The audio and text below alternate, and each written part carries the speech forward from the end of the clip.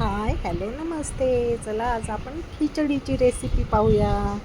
सगळ्यात आधी मी कुकरमध्ये लसूण जिरा पेस्ट, त्याच्यानंतर थोडीशी मोहरी, मग त्याच्यातच मी वाटाणे परतून घेतले, शेंगदाणे, कढीपत्ता, सगळं तेलमध्ये मी चांगलं फ्राय करून घेतले, तुम्ही बघू शकता. त्याच्यानंतर मग मी त्यात बटाटे टाकले, मी कट करून ठेवले होते ते बटाटे टाकले. बटाटे मग वरून हळद टाकली, थोडीशी हळद टाकल्यानंतर परत एकदा परतून घेतलं सगळं मिश्रण.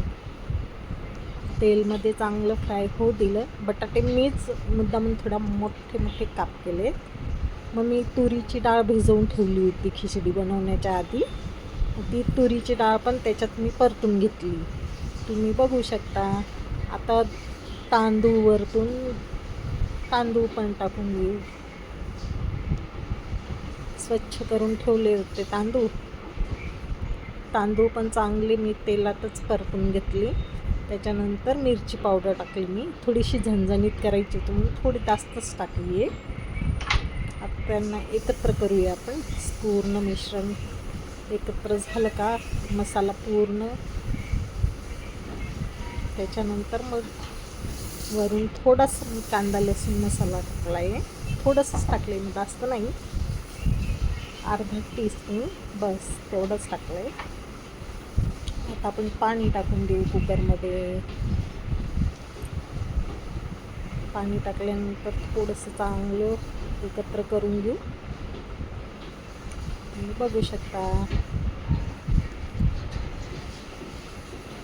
आता वरून थोडीशी कोथिंबीर टाकून देऊ. आता मीठ पण टाकून दिलंय बघा. एकत्र करूया. आता कुकरचं झाकण लावून देऊया.